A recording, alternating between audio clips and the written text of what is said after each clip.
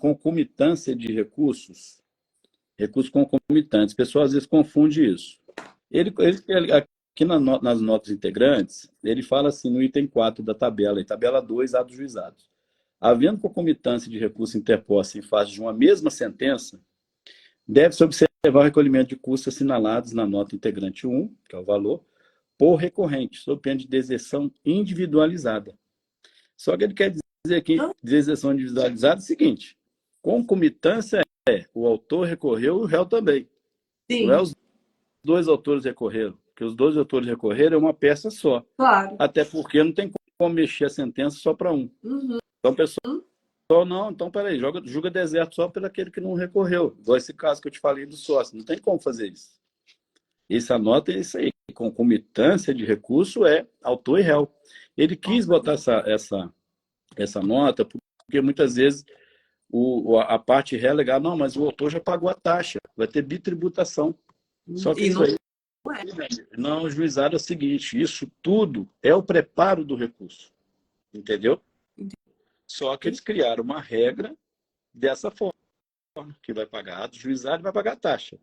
Mas não é porque um já pagou a taxa que o outro não tem que pagar. Não tem que pagar também. Né? Entendeu o que eu estou falando? Entendi. Então, quando o pessoal às vezes confunde isso, mas não pode julgar deserto só para um autor, não, porque a peça é única, a peça é dele. O juiz não tem como mexer na metade da sentença. Aliás, a turma recursal. Né? Claro, claro. O pessoal às vezes confunde isso aí. E outra coisa, outro detalhe também. E pode ser que fique confuso mesmo, né? Por isso que eu sempre acho bom a gente dar assim, bastante exemplo, porque aí a hora que a gente conta uns causos, né? E dá os exemplos, aí o pessoal vai, nossa, mas então é assim, né? Uhum. Então quer dizer que se tiver o autor e o réu recorrem ao mesmo tempo, cada um tem que pagar mesmo se tem que pagar mesmo assim. E se forem também, por exemplo, Paulinho, se forem 2 autores e 2 réus, aí é aquela história que você falou, a gente vai pagar 4 vezes então a taxa, né? Cada um paga 2 vezes. Cada um paga 2 vezes. Né? Então, quer dizer, a arrecadação do juizado é impressionante. Muita arrecadação mesmo. Aí, uma observação aqui é o seguinte: quando saiu essa resolução, foi um Deus nos acuda, muita dúvida e tudo, né? Sempre quando tem alguma mudança, o pessoal fica com dúvidas. Sim. Hoje em dia já está muito mais calmo. Só que a gente tem que lembrar de um detalhe. Por exemplo, se o autor, aliás, o autor pediu lá, fez 4 pedidos, 4 pedidos, natureza distinta. E aí, quando ele recorreu, ele pagou sobre 2, certo? Essa resolução diz o seguinte: esses 2 pedidos que ficaram para trás, né, quem vai arcar com isso é o sucumbente, é o vencido. Todas as custas restantes, por exemplo, se teve uma carta precatória, se teve mais de uma diligência no decorrer do processo de oficial de justiça, que foram pagas uma só. Então, se coincidir da turma julgar, negar provimento ao recurso lá inominado, enfim, manter lá, né?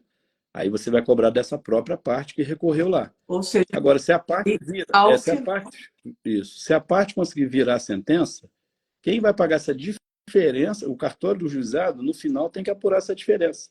Aliás, o cartório não, quem apura isso é o fundo. Que o juizado, eles deram assim, um alívio para os juizados pelo seguinte: o juizado pode mandar direto para o fundo que notifica, e não precisa fazer conta. É como se fosse a nossa central de arquivo, né? Só que vai direto para o fundo lá. Vai direto para o fundo. Só que alguém vai pagar isso. Quem vai pagar essas diferenças é o sucumbente. Tá? Lembrando que a mesma regra que se aplica na vara civil, para no máximo 3 pedidos, também se aplica para o JEC. Entendeu? Então, por exemplo, ele vai pagar mais um lá.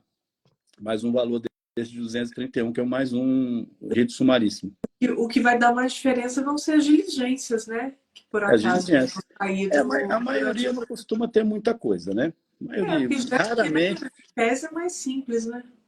Ainda mais agora com intimação eletrônica, intimação pelo aplicativo de mensagem. Sim. Né? Então, o pessoal está muito ligado nisso aí.